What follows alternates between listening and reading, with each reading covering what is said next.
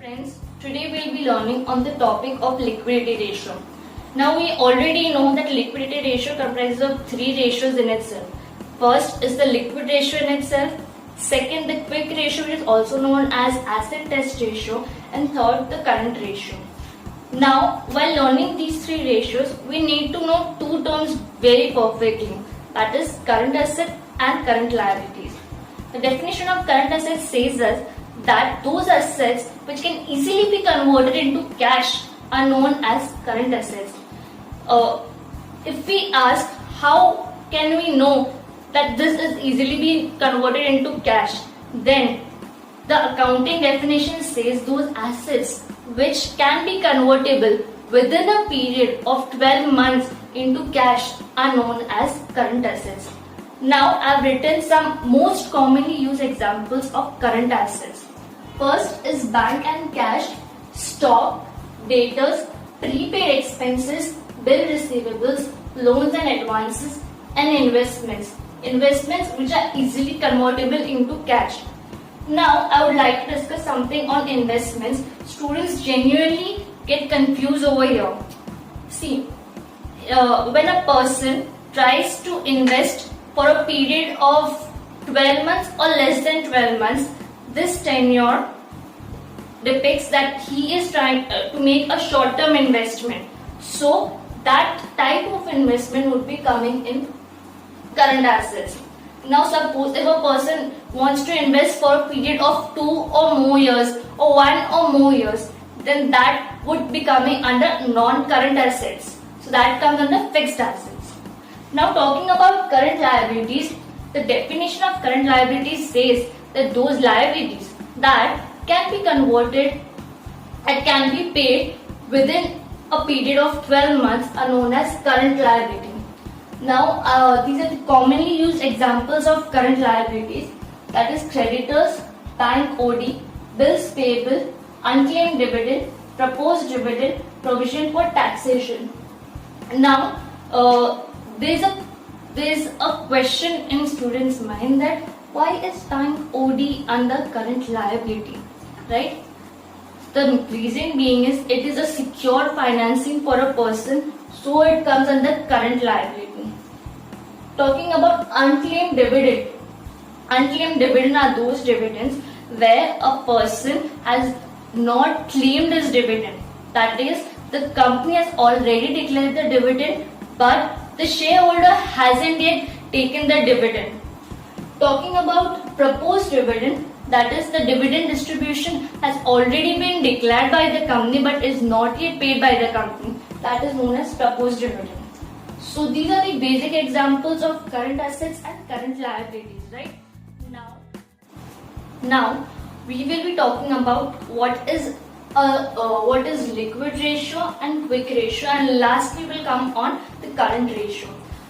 So now before going to liquid ratio and quick ratio, we need to know what is actually liquid asset and quick assets. There's a slight difference in which students usually get confused in it. Now, liquid assets are those assets which can easily be immediately converted into cash.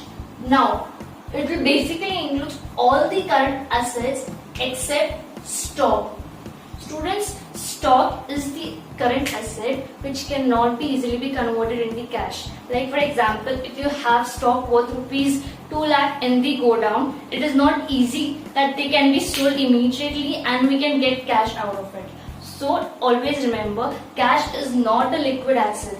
So liquid asset will exclude stock from it, and it will be divided by liquid liabilities. Now liquid liabilities will include what? Will exclude what? The current liabilities minus bank OD.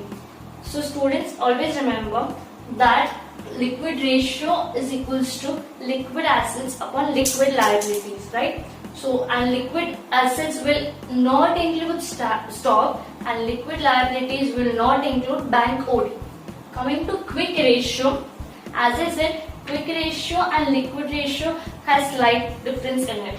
Quick ratio will not include stock and debtor both. It will only include cash, bank and marketable securities. Now students, usually marketable securities are those securities like money measurement, treasury bills, etc. I'll be giving the details of some examples of this in the end of the video. Now, we need to remember one thing, that for a quick ratio, a satisfactory ratio would be 1:1 or more than 1. And for quick ratio, it must be 2.5:1 or more than 0.5:1. Coming lastly to current ratio, which is equal to current assets upon current liabilities. Now we'll take this with an example, that suppose we have the total current assets worth rupees 2,50,000 and current liability would be amounting to 1 lakh. So the formula of current ratio is current asset upon current liability, that is equals to 2,50,000 upon 1 lakh, which is 2.5:1. And as I said that a satisfactory current ratio should always be 2.5 or more than 2.5. Taking to next example of liquid asset. If we talk about liquid asset example, then we'll take an example that if we have current assets amounting to rupees 3 lakh, stock amounting to rupees 50,000, current liability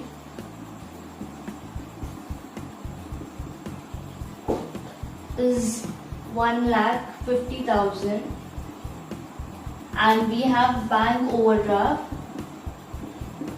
amounting to 50,000. So we know the formula of liquid asset is of liquid ratio is liquid assets upon liquid liabilities. So the liquid ratio would be 3 lakh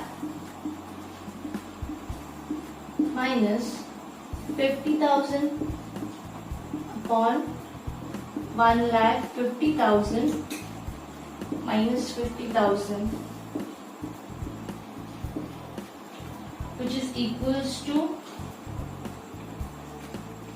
2.5:1.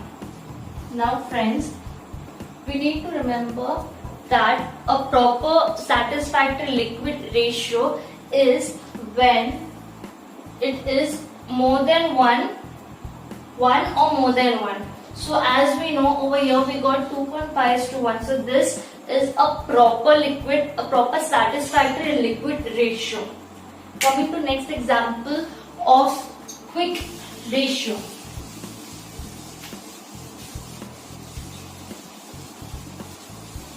Quick ratio, as I said, it includes cash, bank and marketable securities upon liquid liabilities. We consider the liquid liabilities as of previous example, which was liquid liabilities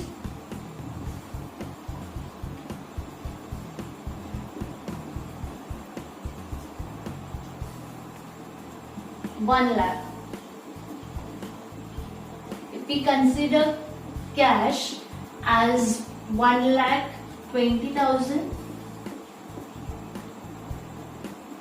bank as 80,000,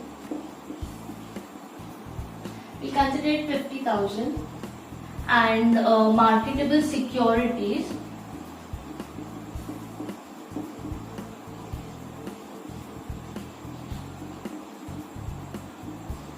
as 30,000. So the formula of quick ratio would be quick assets, that is cash of 1,20,000 plus bank 50,000 and marketable securities of 30,000, which is altogether 2,00,000 upon liquid liabilities, which is 1 lakh.